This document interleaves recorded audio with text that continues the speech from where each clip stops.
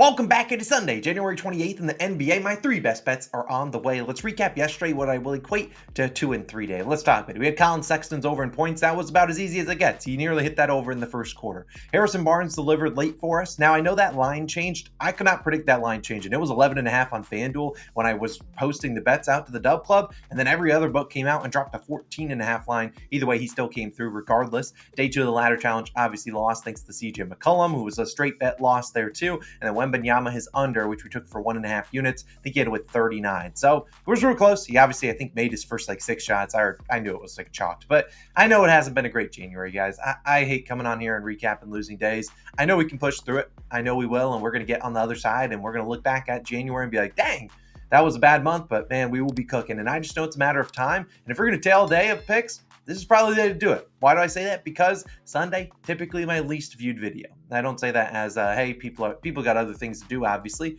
But typically what happens, I have a great day Sunday. If we go 3-0, we'll recap a sweep tomorrow. And I bet you there will be about 1,500 comments saying, what, the one day I don't watch, he sweeps. I'm jinxed. That's what happened. So Sunday, I'm feeling real good about our slate today. We got an under, an over, and a same game parlay. We'll dive into it in a second. There are 2 NFL videos live, which is why Sundays are typically the least viewed video that I post for the NBA. We obviously got one for the Chiefs and Ravens game. We also have one for the Lions and 49ers, both posted yesterday. We went, at a 3-1 Sunday last week. Hopefully we can do that once again this week. I have a Lions same game parlay there, which are currently 8-0 on Lions SGPs this season, trying to move to 9-0. But you guys came here for some NBA picks. Let's dive into the first one. It is an under. We'll start with JJJ, Jaren Jackson Jr., under 31.5 points, minus 115 on ESPN bet. Now, a lot of books are at 31.5. I don't mind the line at 30.5 either for JJJ. Honestly, this is a very high line for Jaren. And you might be like, whoa, why is his line so high? I'll kind of explain why it jumped up so high.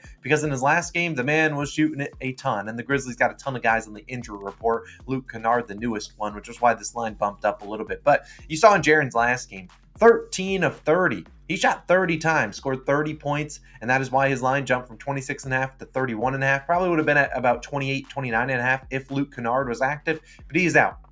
Honestly, I don't see JJJ shooting 30 times tonight. I think that was anomaly. You don't see a lot of guys shoot 30-plus times consistently. I mean, obviously you got Luka Doncic, but JJJ is not, a volume scorer. That's never been his game since he came into the NBA. He can have games where he could hit this over in points, and it wouldn't surprise me, but I just don't see him having, a ton of action like that today. And while he will face the Pacers, a pretty good team that gives up a lot of points, he's not going to have the best matchup on the court. I mean, you think about the Pacers, they got Miles Turner. He's going to go out there and guard him. I mean, Miles Turner's been a Defensive Player of the Year candidate before. So when JJJ's playing his first shift, he's going to get Miles Turner on him. And then when he plays his other shift, maybe he gets a good defensive wing. Maybe Pascal Siakam defends him or someone else. And I just don't see JJJ having a huge day. Obviously, if he shoots 25 times, shoots efficiently, he goes over and whatever. But there's a plenty of outs here. And we've seen, let's just look at the games in which Jaren shoots a ton.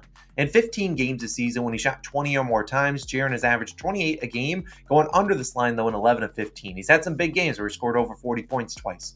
But you think about the other previous games when he was shooting 20-plus times, those were games when he had Desmond Bane and Ja Morant, two really good, facilitators that can get him the block. Didn't really have a lot of, high field goal attempt games with Morant active, most of them with Bane. Obviously, Bane was another guy that took a lot of defensive focus away from Jaren and also helped set up Jaren. Today, he doesn't really have anyone to set him up. This is the day. Don't really have a true point guard out there. Luke Kennard was playing point guard for them. And so you're going to be relying on JJJ to basically go out there and score in volume alone. And I just don't think he's the scorer that's going to go out there and just, ISO guys and just go out there and score and go berserk. I put 20-plus field goal attempts in that, filter because I anticipate him shooting a ton. But if he doesn't shoot 20-plus times, very unlikely he goes over this line. And you look at Jaren, I just think there's too many easy ways out. Now, we've taken a bunch of JJJ overs before. What is the one that normally nukes us? Foul trouble. So that's his first way out. He can get into foul trouble, which would not surprise anyone if he struggles with foul trouble. Number two, if Jaren just doesn't make his shots, he's not going over this line. That's simple as it gets. If he's not making shots, he's going to go under. And number three, this game could be a blowout. Pacers are 9-point favorites. This is a road spot for the Grizzlies. They have looked pretty good in January. They've been playing pretty well despite, being everyone injured. But I still do think this is just too high of a line. I mean, look, he could easily score 32. And it wouldn't necessarily surprise me. He has the volume to sort of get there. I personally just think the line should be about 27.5 or 28.5. So, Jaren, You'll probably make your first 6 shots and make this an absolute sweat, or make it a no sweat where you drop 30 in the first half. But I really think this line's way too high. I'll take it under 31.5 points, minus 115. System play. JJJ, I love him. It's just 31.5 points is a high line for Jaren. So I'll take his under as my first pick of the day. Now, my second pick is going to be an over. We're going to talk about a guy in the latest game on the slate, Nikola Vucevic of the Chicago Bulls, over 17.5 points, minus 110 on DraftKings. I would also play this at 18.5. Speaking of injured teams, it's kind of what the Bulls are. They're not nearly as injured as the Grizzlies. The Grizzlies are literally missing like 8 men. But the Bulls are going to be without Zach LaVine and a new addition, Patrick Williams, who did play in their last game. Now, last game, even with Williams active, they played basically a 7-man rotation. You had Javon Carter. He played about 8 minutes. Dalen Terry, I don't know how to pronounce his name. He played 3 minutes. So really was a 7-man rotation. Vooch was out there a ton. And we look at Vucevic so far this season. He's been over this line in 9 of 16 games with Zach LaVine out. In the games he went under, of the 7 games he went under, 4 of them he shot below 40%. A lot of them shooting below 35%. Obviously, Vucevic, if he doesn't make his shots, he's probably not going over the line. I don't have to tell you that. But if he's making his shots, which I certainly like the matchup for him to do that, I think he goes over this line pretty easily. And I like the matchup tonight against DeAndre Ayton. We've talked about Ayton before, not just this year, but in his whole Suns career. You never can trust him to really show up defensively. Ayton just sometimes just looks disengaged. I think a guy like Vucevic can go pound him down low, but also can just make some mid-range shots, make some three-pointers, and hopefully just knock down his shots. And we saw last game, Vooch, only 12 field goal attempts. Still went over because he was very efficient. That was against Anthony Davis. Didn't get a lot of, that's not a matchup they really want to target. I could see them targeting DeAndre Ayton here. I think he gets plenty of opportunities. The Blazers have allowed the 5th most points per game to centers over the last 15 games. Vooch, last 3 games versus Portland as a member of the Bulls, 24, 23, and 23 points. He's over this line in 9 straight games and in 15 of his last 16 versus Portland. I don't know what he has against them, but he's obviously played pretty well here. DeMar DeRozan coming off a high usage game. I don't necessarily know if DeRozan tries a ton on the road versus a bad team like the Blazers. Kobe White will get his shots too, but Caruso's not really, the most aggressive shooter. And I think at the end of the day, we should see Vooch hopefully creep up towards the 15 field goal attempts type line. And I really think he's got a good chance at going over this line if he gets, 14, 15 shots. I'll take my chances here with Nikola Vucevic over 17.5 points as my second pick of the day. My third and final pick of the day, as I promised at the top of the video, was the same game parlay. Let's talk about these two fellas on the Toronto Raptors, Scotty Barnes and RJ Barrett. Both of them, they scored 20 points.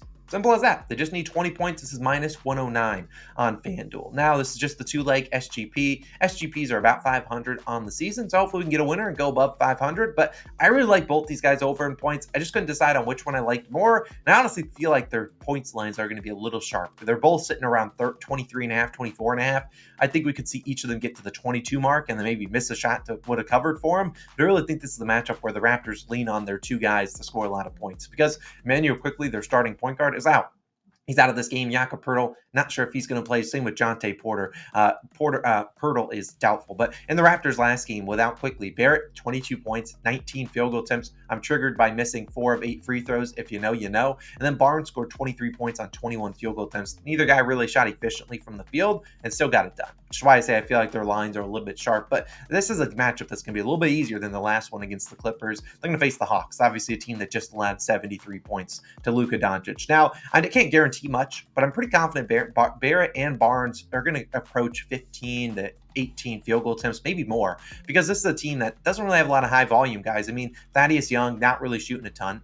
Gary Trent Jr., maybe he gets some looks and he could get hot. He's not really, a high volume shooter. And then Bruce Brown, same exact thing. And off the bench, you got Chris Boucher, you got Grady Dick, and Dennis Schroeder. So not a lot of high volume guys out there besides Barrett and Barnes, who we know can be pretty aggressive, especially if their teams are trailing. And I just think this is a game where we see both these guys get the shot opportunities. Barrett has attempted 15 or more shots in 7 games with the Raptors, scoring 20 plus in 6 of 7. Obviously, in a new home away from Madison Square Garden from the Knicks, and he's been shooting a ton. He's been playing pretty well. Now, on the other side, since the trade, Scotty Barnes played pretty well. 15 field goal attempts in only 4 games, but has had 20 plus points in all 4. So I think the field goal attempts will be there for both of these guys. Scotty, if this team is trailing, he'll go into bully ball mode, and I think he certainly can do that against this Hawks team who gives up a lot of points in the paint. I really do like this team, the Barrett and Barnes SGP. I really don't think this should be 20, minus 109. I think it should be closer to minus 140, minus 150. So I really do think both these guys got a good chance at getting this done. They should have a lot of field goal opportunities. They'll still play in, even if it is a blowout, but the Hawks really have not blown out a ton of teams.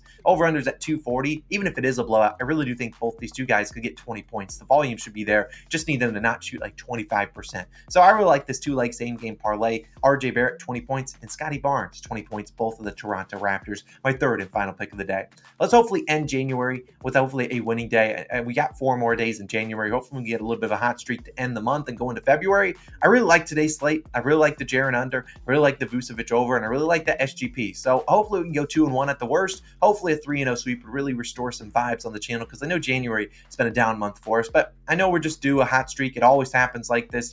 People go through cold streaks. I'm human. I can put as much research as I want into picks. They don't knock down shots, we're not going to get it done. So let's have a wonderful day. Let's go 3-0. If you want to go check out the 49ers versus Lions video, that's linked on the screen. If you want to go check out Chiefs and Ravens, also on the screen, go check out both of those. See exactly what I'm rolling with in the NFL on Sunday, championship weekend. You guys have a wonderful Sunday. I'll see you guys back on Monday with the broom out. Broom's coming out. He's sitting down there. He's coming out tomorrow. Let's go 3-0. See you guys in the next one. Peace.